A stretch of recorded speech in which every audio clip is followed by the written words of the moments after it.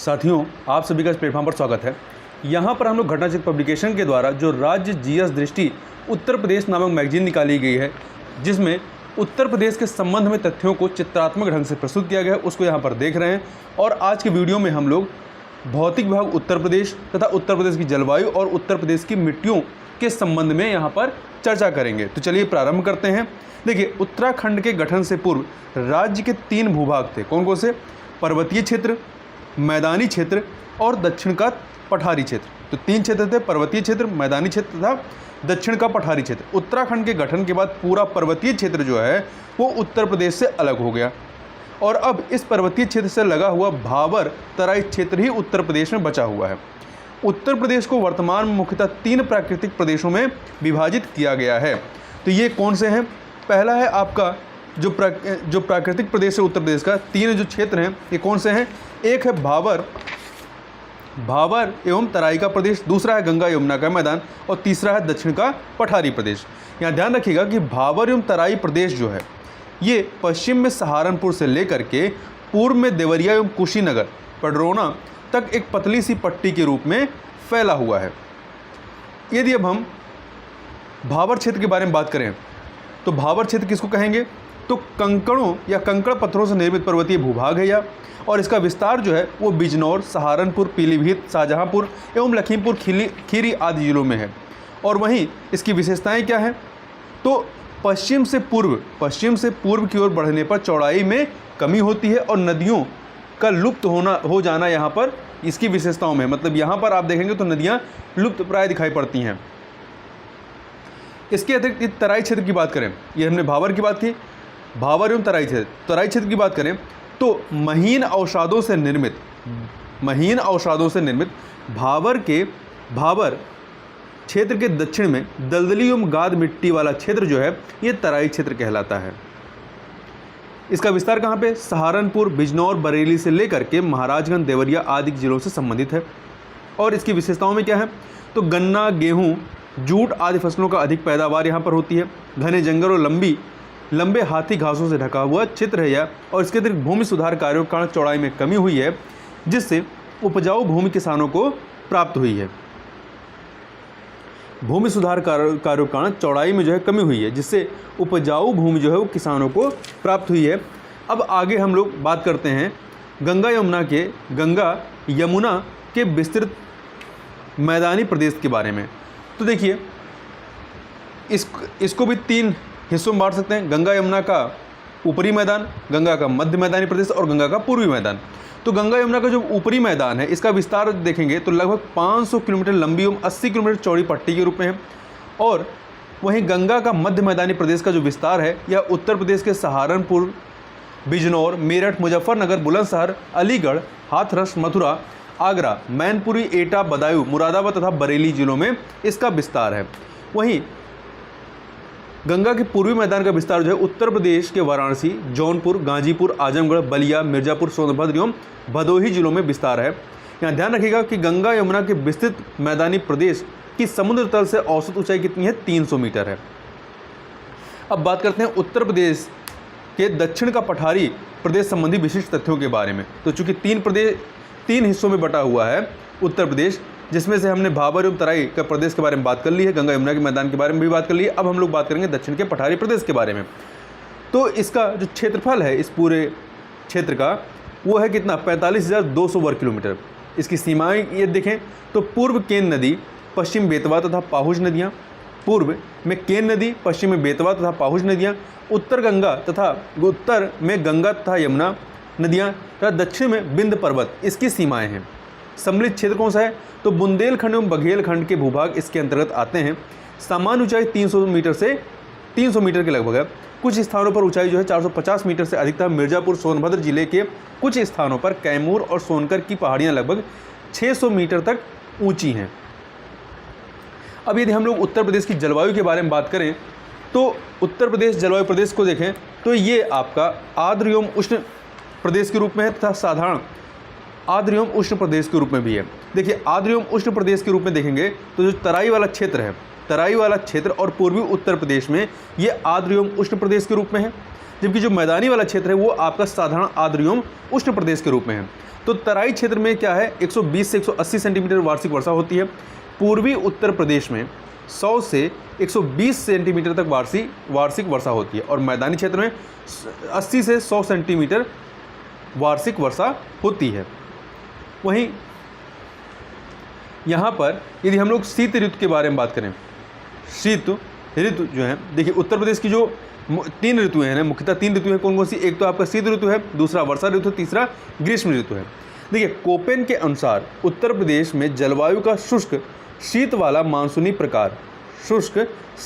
मानसूनी प्रकार अर्थात CWG मिलता है, और थॉर्नथवेट के अनुसार उत्तर प्रदेश में CBW अर्थात समशीतोष्ण उपाद्र जलवायु का विस्तार मिलता है। दोनों ध्यान रखिएगा, कोपेन के अनुसार CWG और थॉर्नथवेट के अनुसार CBW।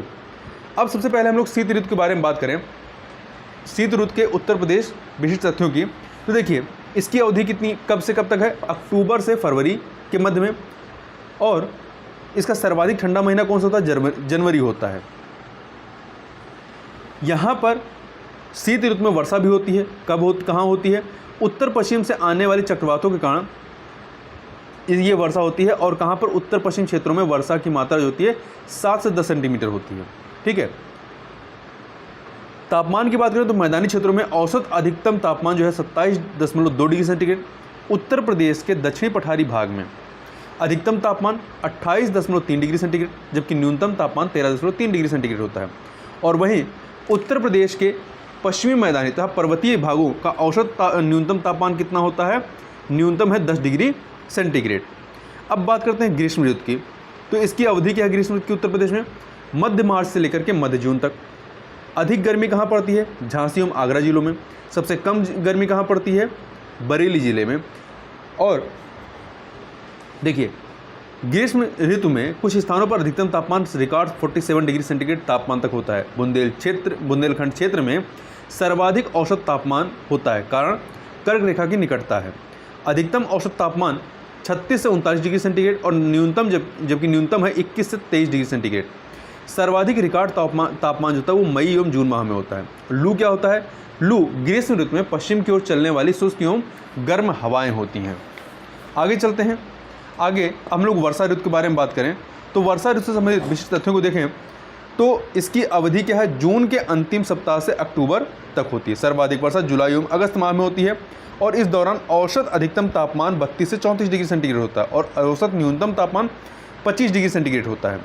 उत्तर प्रदेश की अधिकांशता मानसूनी वर्षा जो है ये दक्षिण पश्चिम मानसून की बंगाल की खाड़ी शाखा से प्राप्त होती है। दक्षिण पश्चिम मानसून की बंगाल की खाड़ी शाखा से प्राप्त होती है। वर्षा की मात्रा प्रदेश की संपूर्ण वर्षा का लगभग 60% जुलाई एवं अगस्त माह में प्राप्त होता है। बंगाल की खाड़ी से उठने वाला मानसून जो बिहार के मैदान से होता हुआ उत्तर प्रदेश में प्रवेश करता है, इसे क्या कहते हैं, इसे पूर्वा कहा जाता है। बिहार के मैदान से होता हुआ उत्तर प्रदेश प्रवेश करता है, पूर्वा कहलाता है। ध्यान रखिएगा, महत्वपूर्ण फैक्ट है। आगे चलते हैं, उत्तर प्रदेश की मिट्टियों के बारे में बात करें तो देखिए प्रोफेसर वाडिया, कृष्णन एवं मुखर्जी के वैज्ञानिक विश्लेषण के आधार पर उत्तर प्रदेश की मिट्टियों का विभाजन निम्न प्रकार से किया गया है। पहला है गंगा के विशाल मैदान की नूतन और उपनूतन मिट्टियाँ। दूसरा बुंदेलखंडीय मिट्टियाँ या दक्षिण पठार की प्राचीन रवेदार और विंध्य शैली की मिट्टियाँ हैं।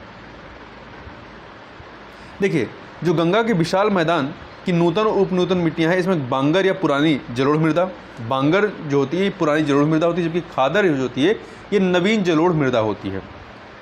अब यदि हम लोग सबसे पहले बांगर मिट्टी के बारे में बात करें तो इसके संबंध में महत्वपूर्ण फैक्ट जो है सर, ये खनिज प्रचुरता इसमें होती है। जो बांगर मिट्टी होती है फास्फोरस एवं चूना, जबकि नाइट्रोजन, पोटास, जीवांश आदि पदार्थों की कमी होती है। तो इसमें जो है ध्यान रखिए, बांगर मिट्टी में जो होती है, जो कि पुरानी जलोढ़ मृदा होती है, इसमें फास्फोरस एवं चूना पाया जाता है, जबकि नाइट्रोजन, पोटास, जीवांश आदि पदार्थों की कमी होती है।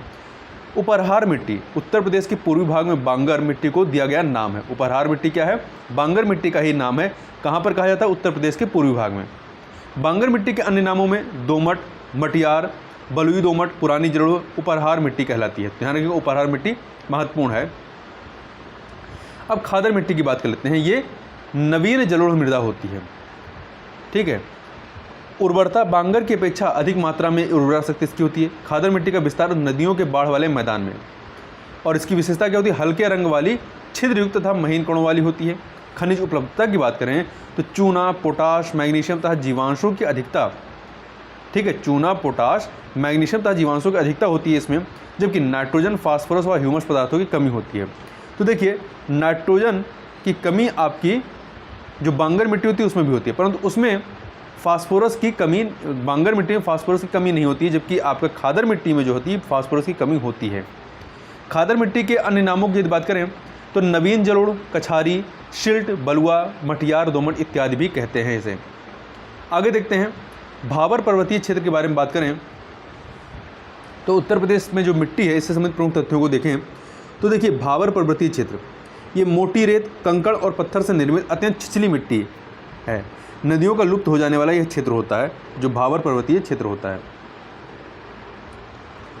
उत्तर प्रदेश के गंगा यमुना दोआब और गंगा रामगंगा दोआब क्षेत्रों में जलोढ़ एवं काप मिट्टी का विस्तार है। उत्तर प्रदेश के गंगा यमुना दोआब और गंगा रामगंगा दोआब क्षेत्रों में जलोढ़ एवं काप मिट्टी का विस्तार है। वहीं उत्तर प्रदेश में दोमट एवं बलुई मिट्टी को क्षेत्रीय भाषा में क्या नाम दिया गया है, दोमट एवं बलुई मिट्टी को सिकटा, करियाल और धनका कहा जाता है। अब आगे इसमें देखते हैं, देखिए उत्तर प्रदेश क्षेत्रवार मृदा अपरदन के जो प्रकार हैं उससे पहले थोड़ा सा हम लोग यहाँ पर उत्तर प्रदेश की जो प्रमुख मिट्टियाँ हैं उन मिट्टियों को देख लेते हैं पहले। तो देखिए कौन कौन सी हैं, एक तरफ चलते हैं, पर्वतीय मृदाएँ, लाल बलुई मृदाएँ, तराई मृदा, लवण प्रभावित मृदाएँ, लाल और पीली मृदा तथा मिश्रित लाल एवं काली मृदा, मध्यम काली मृदा, कैल्शियम युक्त मृदाएँ। इसके अतिरिक्त जो है जलोढ़ मृदा और पर्वतीय मृदाएँ हैं। देखिए यहाँ पर हम लोग बुंदेलखंडी मृदा के बारे में बात करें तो बुंदेलखंडी मृदा से संबंधित जो फैक्ट है इसके ये कहाँ पाया जाता है, तो बुंदेलखंडी मिट्टी जो है उत्तर प्रदेश के दक्षिणी पठार की मिट्टियों को बुंदेलखंडी मिट्टी कहते हैं। उत्तर प्रदेश के दक्षिणी पठार की मिट्टियों को, इसका विस्तार क्षेत्र जो है जालौन, झांसी, ललितपुर और हमीरपुर में। इसके अन्य नामों में परवा या पड़वा, माड़ या मार, राकर या राकड़ मृदा, राकर मृदा, भोटा मृदा इत्यादि इसके अन्य नामों में से आते हैं। वहीं उत्तर प्रदेश क्षेत्रवार मृदा अपरदन के प्रकारों की यदि बात करें तो उत्तरी क्षेत्र में देखेंगे तो परत अपरदन विशेष रूप से प्रभावी है। वहीं पश्चिमी क्षेत्र में जो है अवनालिका अपरदन विशेष रूप से प्रभावी है और वायु अपरदन भी यहाँ पर होता है। तो ध्यान रखिएगा, उत्तरी क्षेत्र में परत अपरदन है जबकि पश्चिमी क्षेत्र में अवनालिका अपरदन और वायु अपरदन है। पूर्वी क्षेत्र में देखेंगे, पूर्वी क्षेत्र में तो यहाँ पे परत अपरदन विशेष रूप से प्रभावी है और जलीय अपरदन भी पूर्वी क्षेत्र में है। वहीं दक्षिणी क्षेत्र में देखेंगे तो रिल अपरदन विशेष रूप से प्रभावी है और जलीय अपरदन भी यहाँ पर है। लाल मिट्टी क्षेत्र के बारे में बात करें तो देखिए इसका विस्तार कहाँ पे है, तो लाल मिट्टी जो है ये मिर्ज़ापुर, सोनभद्र आदि जिलों में पाई जाती है। लाल मिट्टी का निर्माण कैसे होता है, बालूमय लाल शैलों के अपक्षय के द्वारा होता है तथा उगाई जाने वाली इसमें प्रमुख मिट्टियाँ फसलें कौन सी हैं, तो गेहूँ, चना एवं दलहन इत्यादि हैं। लाल मिट्टी का विस्तार कहाँ पर है, बेतवा और धसान में। इन बेतवा धसान नदियों के जल प्लवित क्षेत्रों में लाल मिट्टी में कमी किसकी होती है, नाइट्रोजन, जीवांश, फास्फोरस, चूना खनिजों की इसमें कमी होती है। ठीक है, लाल मिट्टी में नाइट्रोजन, जीवांश, फास्फोरस एवं चूना खनिजों की कमी होती है। आगे कुछ महत्वपूर्ण तथ्यों के बारे में देखें तो देखिए वायु अपरदन से उत्तर प्रदेश के सर्वाधिक प्रभावित जिले कौन से हैं, मथुरा एवं आगरा। चूँकि हमने पहले ही बात की ऊपर चित्र में यहाँ पर कि पश्चिमी क्षेत्र में कौन सा अपरदन होता है, अवनालिका अपरदन और वायु अपरदन। तो आपका जो मथुरा एवं आगरा है ये पश्चिमी क्षेत्र में ही है, तो यहाँ पर वायु अपरदन से सर्वाधिक प्रभावित जिले हैं ये। जलीय अपरदन से उत्तर प्रदेश का सर्वाधिक प्रभावित जिला कौन सा है, हिमालय का तराई प्रदेश। उत्तर प्रदेश में टर्सरी मिट्टी से संबंधित क्षेत्र कौन सा है, उत्तर प्रदेश में टर्सरी मिट्टी से संबंधित क्षेत्र शिवालिक पहाड़ी क्षेत्र है। वहीं जल प्लवित नदी के किनारे पाई जाने वाली मिट्टी को उत्तर प्रदेश में जाना जाता है किस रूप में, डूह मृदा के रूप में। ठीक है, जल प्लवित नदी के किनारे पाई जाने वाली मिट्टी को। बुंदेलखंड क्षेत्र की काली मिट्टी को जाना जाता है रेगुर, करेल या कपाशी मृदा इत्यादि नामों से। तो इस वीडियो में बस इतना ही, मिलते हैं नेक्स्ट वीडियो, तब तक के लिए बहुत बहुत धन्यवाद।